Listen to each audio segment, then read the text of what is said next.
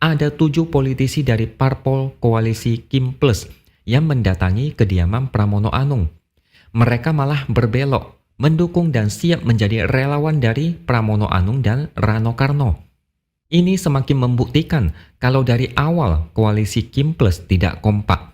Ada deal-deal politik yang mengikat. Mereka sepertinya kurang sreg, tapi terpaksa.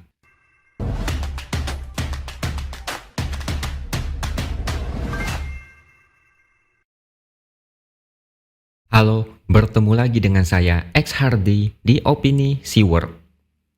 Pada kesempatan kali ini, saya masih akan membahas tentang Ridwan Kamil karena perjalanan politiknya sejak awal maju di Pilkada Jakarta sampai sekarang penuh dengan drama yang membuat kita tahan napas.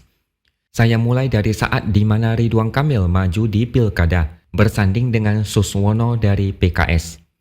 Pasangan ini didukung oleh koalisi jumbo bernama Koalisi Kim Plus karena ada tambahan dukungan dari Nasdem dan PKB.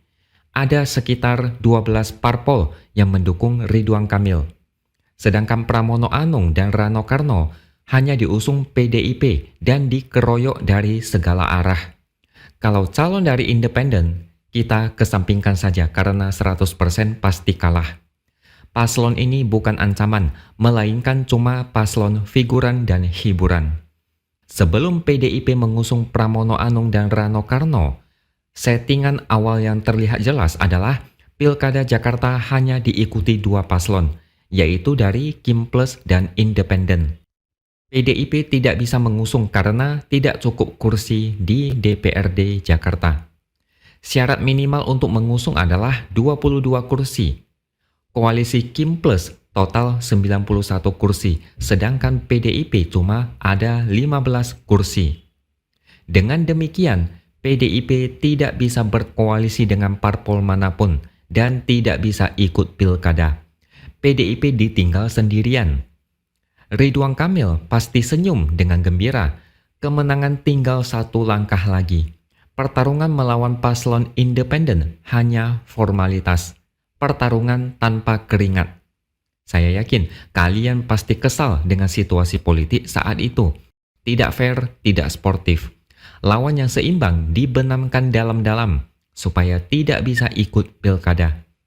Memang, menang dari lawan yang lemah itulah tujuan mereka. Bahkan melawan kotak kosong aja, mereka terkesan tidak berani.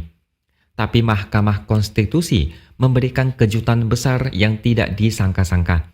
Ambang batas untuk mengajukan calon gubernur Jakarta diturunkan menjadi hanya 7,5%. Mendadak, PDIP mendapatkan angin segar dan mengusung Pramono Anung. Mendadak, Ridwan Kamil dapat lawan yang sebanding. Saya yakin kelompok sebelah kelabakan dan tidak bisa tidur dengan tenang. Perjalanan menuju kemenangan yang awalnya sangat mulus berubah menjadi terjal dan sulit. Bahkan ternyata elektabilitas Ridwan Kamil dan Suswono pelan-pelan makin turun akibat efek rekam jejak Ridwan Kamil dan blunder ucapan Suswono. Pramono Anung dan Rano Karno yang awalnya tidak selevel pelan-pelan bisa melampaui. Ini berkat kemauan mereka untuk terjun langsung menemui masyarakat untuk menyerap aspirasi. Awalnya banyak yang ragu Pramono Anung dan Rano Karno bisa melakukan itu. Nyatanya mereka kadang bisa berkunjung ke 11 tempat dalam 1 hari. Mereka diterima dengan baik oleh warga. Sedangkan Ridwan Kamil dari awal sudah punya noda masa lalu yang membuat sebagian warga Jakarta sakit hati. Dia pernah ditolak warga saat berkunjung ke Tanjung Priok. Selain itu, ada masalah lain, yaitu di sepak bola. Seperti yang kalian ketahui, Ridwan Kamil identik dengan supporter klub sepak bola Persib Bandung, yang kebetulan adalah rival abadi Persija Jakarta. Ketika dia maju di Pilkada Jakarta, dia merayu supporter Persija dengan menyebut akan mencintai seisi Jakarta, termasuk dengan Persija, jika nanti terpilih menjadi gubernur. Kondisi ini yang kemudian membuat sejumlah supporter Persija menentang dia untuk maju di Pilkada Jakarta. Ini masih belum seberapa. Penolakan dari sebagian warga dan supporter sepak bola tidak akan terlalu berdampak buat Ridwan Kamil. Tapi ada satu hal berat yang bisa membuat dia terjungkal di menit-menit terakhir. Ternyata setelah diselidiki oleh beberapa media, mesin partai di koalisi Kim Plus tidak berjalan dengan maksimal. Ada beberapa partai yang sepertinya tidak maksimal alias ogah-ogahan mendukung. Misalnya Nasdem, PKB, dan PAN. Dukungan dari mereka disebut kurang tulus. Kalau yang saya tangkap, tidak tulus itu mungkin dalam bentuk logistik. Ya iyalah, partai lain sudah habis-habisan di pemilihan legislatif dan pilpres. Masa mau habis-habisan lagi di pilkada mendukung sosok yang sebenarnya tidak terlalu menguntungkan buat mereka? Mereka mendukung secara garis besar, tapi gerakan mereka seperti jalan di tempat. Mereka mungkin cuma mendukung dalam bentuk doa atau tindakan ala kadarnya. Kalau kalian ingat, dulu Nasdem dan PKS awalnya mendukung Anies untuk maju. Dari keterangan Tempo, di luar Partai Gerindra dan Golkar, partai-partai lain mendukung Ridwan Kamil karena desakan dari Jokowi agar tidak mendukung Anies maju di Pilkada Jakarta. Coba kalian bayangkan rentetan kejadian yang tidak menyenangkan yang menimpa Ridwan Kamil.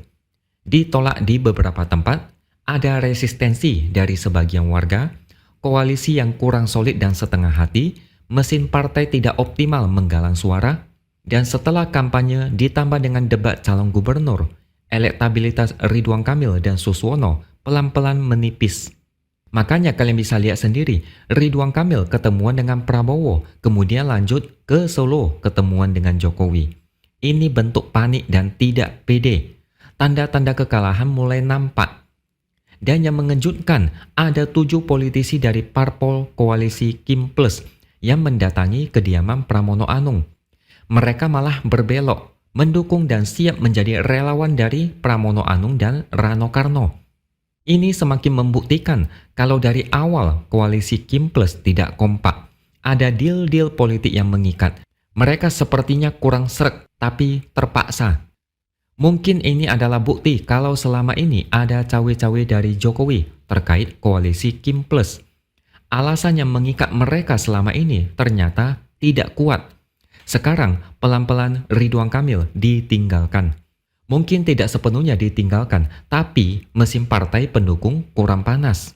Dukungan tidak all out, masing-masing berjalan sendiri dan mendukung sekedarnya. Saya anggap pertemuan dengan Prabowo dan Jokowi adalah bentuk frustrasi dari Ridwan Kamil terkait posisinya sekarang ini. Tapi inilah perbedaan yang jelas antara Pramono Anung dan Ridwan Kamil.